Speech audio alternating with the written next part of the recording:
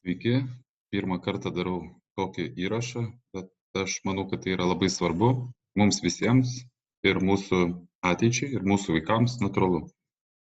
Prabalsavom pirmam rinkimų etape, rezultatai patys kalba už save, kad mums reikia dar kiek pereiti su Moze per tas dykumas, pakol suprasime, kaip teisingai vertinti situaciją. Šiandien norėsiu pakalbėti iš labai esminio dalyko, ta prasme, kuris mano galva yra labai svarbus, Stambulo konvencija ir jos kelionė ilga iki mūsų įstatyminės bazės ir ačiū Dievui, ji nepasibaigė niekaip, bet ji gali pasibaigti labai įvairiai ir dėl ko aš bijau, kad jinai gali atsirasti pas mus. Tai pradėsiu nuo to, kad 2011 gegužės 11 Stambule eilė šalių pasirašė konvenciją, pasisakančią prieš smurtą prieš moteris. Ir konvencijos tekstas labai gražiai atrodė, daug šalių pasirašė ir ratifikavo, o Lietuva, kaip ir Didžioji Britanija, Ukraina, Moldova, Latvija, jos neratifikavo, nors ir pasirašė. Ir ta kelionė buvo labai ilga ir sudėtinga ir panašiai. Kągi pagrindinio savyje turi šita konvencija ir dėl ko kyla pagrindinės, kritikos. Tai, kad konvencija apibrėžia lytį kaip socialiai suformuotos vaidmenis, elgesį, veiksmus ir kitas savybės. Na, aš pats jums čia daug nenoriu skaityti, tai yra akivaizdu, tekste yra tai.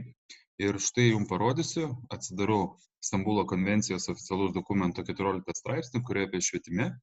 Ir būtent įrašoma, kad atsiranda švietime, mes turim formuoti švietimą, pakreipti tą linkmę, kad nestereotipinių lyčių vaidmenys būtų atspindėti. Okay? Tai šitoje vietoje daugelis iš dabartinių dar vis esančių politikų šitoje kadencijoje prieštaravo ir šitas įstatymas niekaip neatgulė pas mus. Tiesą pasakius, viena iš pirmųjų, tai mūsų Dalia Grybauskaitė, kažkurią tai čia dieną, 2018 birželio 7 per konferenciją, man atrodo, pasisakė, ar tiesiog į Seimą teikia ratifikuoti Stambulo konvenciją. Lygiai tų pačių metų kovo 12 Lietuvos valstiečių ir žaliųjų sąjunga buvo pareiškus, kad ji neratifikuos šitos ir prieštaraus šitos kadencijos Seime, kad jinai būtų priimta.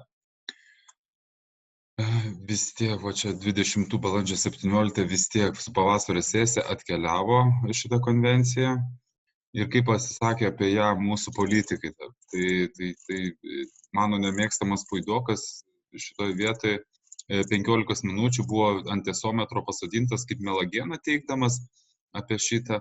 Ir vienas man labai įdomiai susiskaitė epizodas, kai jisai sakė apie du princus pasaką ir panašiai.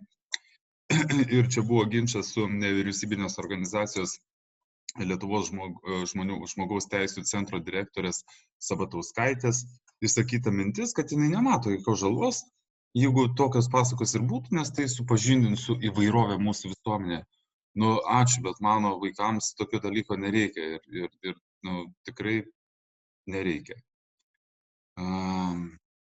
Taip, kas dabar palaikė stipriai šitą ir promoutino konvencijos atsiradimą mūsų įstatyminiai baziai, tai nuo viršaus reikėtų gal skrolinti. Na, šitas vaikinas jis buvo prieš, Puidokas, ačiū jam. Kirkilas buvo už, Gabrielius Landsbergis, nematantis jokių skelbiamų grėsmių, jis buvo už. Tėvynės sąjungos Lietuvos krikščionių demokratų frakcijos pirmininkas. Taip, toliau liberalė Aušrinė Armonaitė prezidentės žingsnį, kai jinai teikia į Seimą konvenciją, vertino kaip aukščiausio lygio politinę lyderystę ir tikėjo, kad palenks kitus. Kukuraitis sakė, kad mes turim pakankamai nemažai jau esančių įstatymų, kurie gina moterų teisės ir apskritai smurto aplinkoje neskatinančių dalykų. Bažnyčia pasisakė prieš, čia mato Dovilė Šakalienė, Lietuvos socialdemokratai. Kas čia dar? Tai nepaisant bažnyčios kritikos grupė, taip. Toliau. kaip atgulė pas mus įstatymė, niekur nedingo. Galėjo įstatymą tos konvencijos tik į dalį nuleisti, bet nuleido pilnai. Tai 4 straipsnėje 2 punktas nestereotipinių lyčių vaidmenų. Na, tai vėl įstatymė akivaizdžiai mes matom, kad tai yra. Bet ačiū Dievui, kad registravimo data, bet jis nepriimtas. Ir aš palinkėsiu būti protingiams, jūs išgirdot, kas pasisako už ir kas pasisako prieš. Tai jums nuspręsti, su kuo jūs įsivaizduojat, kad jums yra pakeliui.